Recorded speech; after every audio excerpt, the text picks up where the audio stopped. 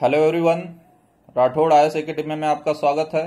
Friends, आज हम एक नए टॉपिक पे चर्चा करेंगे, कोसी रेल महासेतु,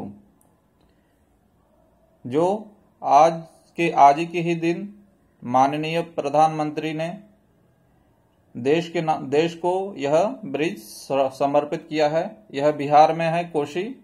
आप सभी को पता है कि कोसी जो बिहार का शोक के नाम से जानी जाती है, इस पे एक ब्रिज जो बना है, इसके बारे में हम आज जानकारी लेंगे।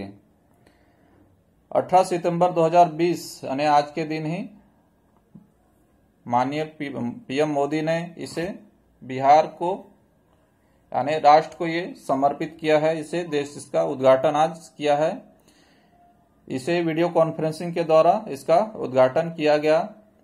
यह रेलवे 1.9 किलोमीटर, यह रेलवे महासेतु जो बना है, इसकी लंबाई जो है 1.9 किलोमीटर लंबी है और इसमें जो लागत आई है 510 करोड़ रुपए इसमें लागत आई है। इसका जो खर्चा है 510 करोड़ रुपए का इसमें खर्चा आया है। तो ये काफी महत्वपूर्ण बात हो जाती है, यह एक अहम बात है। और दूसरी सबसे महत्वपूर्ण बात यह भी है कि बिहार में अभी फिलहाल होने वाले चुनाव, उसको नजर में रखते हुए यह परियोजना, इसका उद्घाटन किया गया है। तो आइए इसकी पृष्ठभूमि हम जान लेते हैं कि इसका क्या बैकग्राउंड रहा है। वर्ष 1887 में निर्माली एवं भापतियाही यानी अभी का रायगढ़ के बीच में 1 मीटर गेज लाइन शुरू की गई थी, किंतु 1934 में आई भयानक कोसी नदी में बाढ़ और भारत और नेपाल में जो भूकंप आया था, उसके चलते ये जो रेल लाइन बिछाई गई थी तो यह क्षतिग्रस्त हो गई। उसके बाद से इसका जो काम है यह रुका पड़ा था। कोसी नदी पर फिर इसको लेकर फिर से दोबारा काम स्टार्ट नहीं किया गया। कोसी नदी के बारे में सबको पता है कि यह अपना मार्ग बदलने में काफी अहम भूमिका निभाती है। यह अपना मार्ग बार बार बदलते रहती है और बिहार में यह बहुत ज्यादा तबाही लाने में इसका काफी अहम रोल है। तो यह इस वजह से इसको बिहार का शोक भी कहा जाता है। तो यह काफी महत्वपूर्ण जानकारी है। तो इसका जो मार्ग बार बार बदलने से इसके लिए फिर से प्रयास, इस ब्रिज को बनाने के लिए फिर से प्रयास नहीं किया गया। लेकिन कोसी रेल महासेतु परियोजना को 2003 और 4 में जब अटल बिहारी की सरकार थी, उस समय इस परियोजना को मंजूरी दी गई। इसे मंजूरी कब दी गई? 2003-4 में अटल बिहारी सरकार थी, उस समय इसे मंजूरी दी गई। और सबसे महत्वपूर्ण बात है कि 2003-4 के बाद यूपीए सरकार ने भी इस पे कोई खास वर्क नहीं किया। इसके वजह से यह काम रुका पड़ा था, लेकिन इसको अभी हाल ही में इसे पूरा कर लिया गया है। तो यह काफी महत्वपूर्ण बात है। कोई भी परियोजना चाहे किसी भी सरकार की हो, किसी भी सरकार में कोई काम रुकना नहीं चाहिए। इसे काफी लंबा समय लगा है। तो इसका महत्व क्या है, महत्व के बारे में भी हम जान लेते हैं। तो काफी महत्वपूर्ण रोल अदा करेगा ये। इसका महत्व है कि यह भारत नेपाल सीमा के करीब होने के कारण इसका सामरिक महत्व बढ़ जाता है। फ्रेंड्स, ये सामरिक महत्व के लिए ये काफी महत्वपूर्ण रोल अदा करेगा। कोसी रेल महासेतु न सिर्फ बिहार का डेवलपमेंट करेगा, विकास करेगा, बल्कि यह पूर्वोत्तर भारत जो अपना है उसे भी जोड़ने का काम करेगा। तो यह भी महत्वपूर्ण है। इसे पूर्वोत्तर क्षेत्र से भी संपर्क स्थापित किया जा सकेगा। तो यह काफी महत्वपूर्ण जानकारी हो जाती है। कोसी नदी, इसका ये मैप है। कोसी नदी, इसमें जो 7 नदियों का, इसमें जो उपनदी है, इसे 7 नदियों को मिलकर इसे सप्त नदी के रूप में भी जाना जाता है। तो ये ध्यान रखना।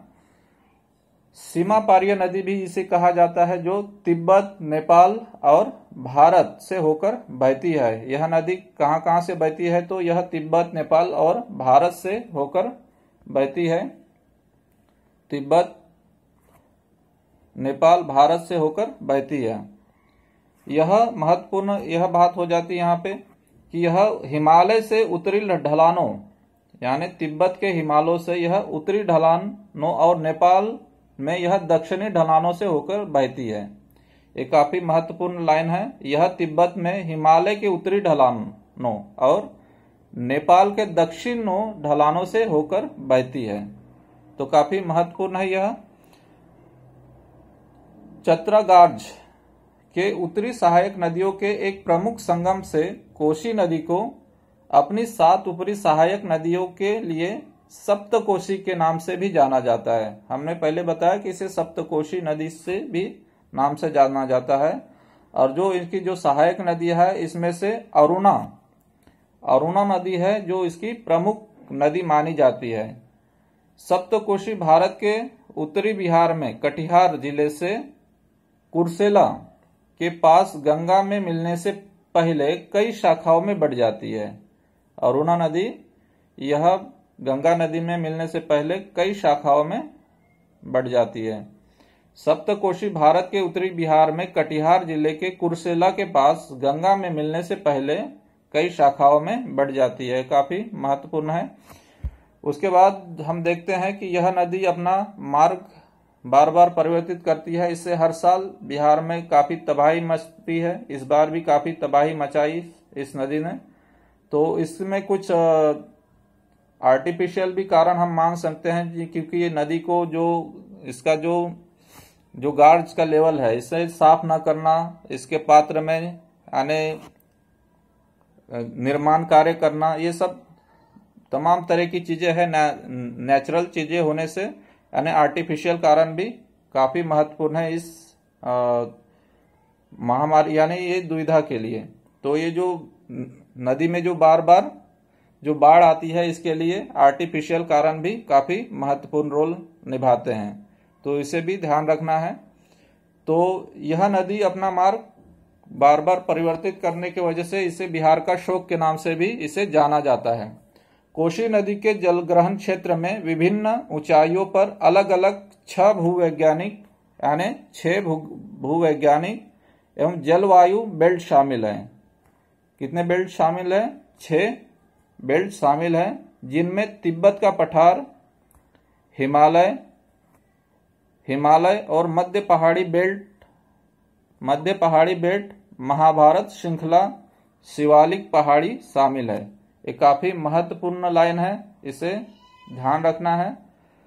इसमें इस कोशी जलग्रहण क्षेत्र में विभिन्न ऊंचाइयों पर अलग अलग 6 भूवैज्ञानिक एवं जलवायु बेल्ट शामिल है, जिनमें तिब्बत का पठार, हिमालय, मध्य पहाड़ी बेल्ट, महाभारत श्रृंखला, शिवालिक पहाड़ी इत्यादि इसमें शामिल है। तो यह कोशी नदी के बारे में महत्वपूर्ण जानकारी है और यह ब्रिज आज मोदी जी ने देश को समर्पित किया है। इससे बिहार का भी एक विकास होगा और साथ साथ पूर्वोत्तर भारत से भी इससे बिहार को और नेपाल इन राज्यों से भी जुड़ने में मदद होगा। तो यह काफी अहम जानकारी थी। तो आई होप आपको यह जानकारी अच्छी लगी होगी। डियर फ्रेंड्स, आप यदि इस चैनल पे नए हैं तो इस चैनल को सब्सक्राइब कीजिए, बेल आइकन को भी प्रेस कीजिए ताकि आने वाला वीडियो आप तक तुरंत पहुंच सके। तो फ्रेंड्स, आज के लिए इतना ही। नेक्स्ट वीडियो में फिर मिलेंगे। जय हिंद।